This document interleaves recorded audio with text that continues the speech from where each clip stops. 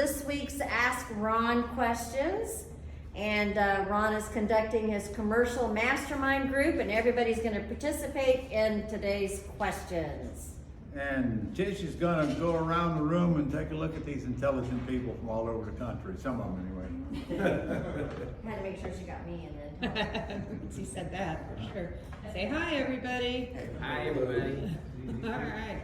Well, got about some of 5 us aren't members in here. missing. See, they all look like they got money, don't they?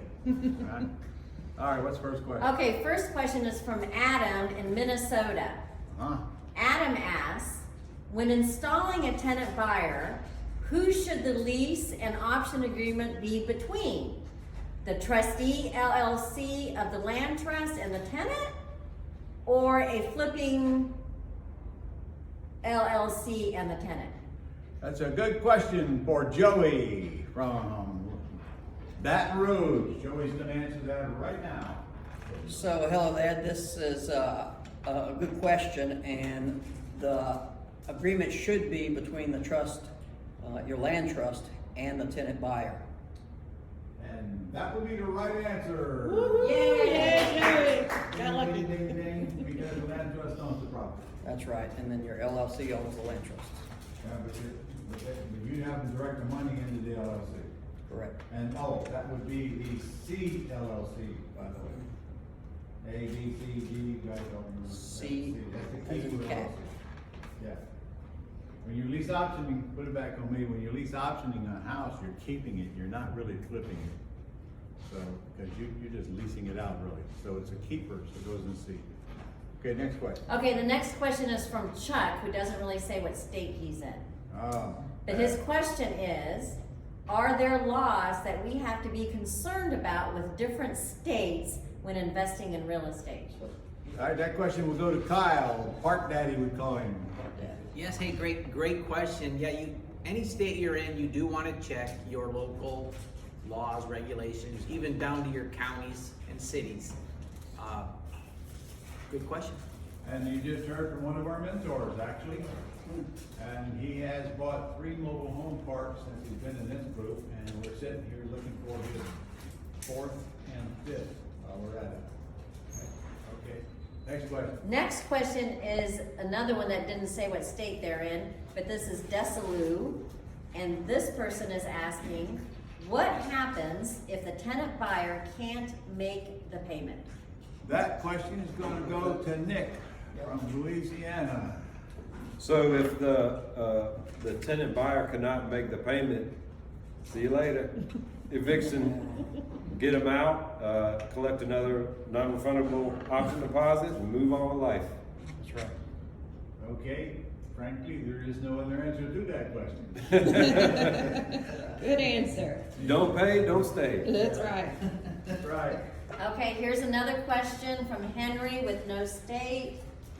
How would your teachings apply if I wanted to use them to purchase a home for myself? Well, why would you think, where's the camera over here? Why would you think it's any different to purchase one for yourself than it is one to put a tenant buyer in?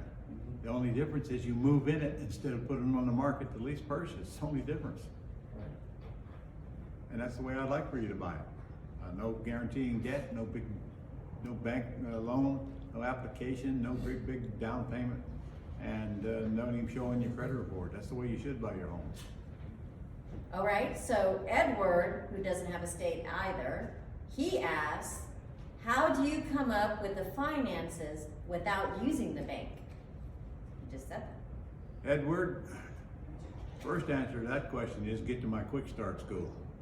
Because that question immediately tells me you haven't been trained yet. And when you get trained, you'll see that you don't need to go to the bank to get money. In fact, if I catch you going to the bank to get money, I'm going to send a big ugly dude after you, and his intent is to hurt you. We don't guarantee debt on Planet Ron. So come get the education, because there's way more you need to learn. You need to learn how to buy properties correctly, as everybody in this room has already learned. Which is why I'm having them ask, they're supposed to be answering these questions, Nikki, not me. Okay. What's the next one? Okay, the next question is for one of these people out here. Right. And it's the final question from Raquel. Do you set up an LLC for each house you purchase? Oh, Josh? Goodness Oh. gracious. I He signed said that to Josh. Josh's turn. Great question, Raquel. By the way, great name, Raquel. You do not need an LLC for each property if you're talking about single-family quick starts.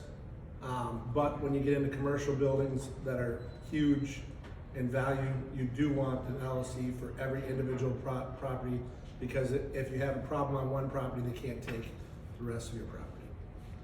That's a good answer. Good answer. So I'm surprised Josh knew the answer to that question. That was short.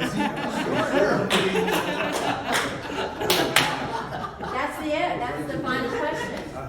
All right, see you guys next week.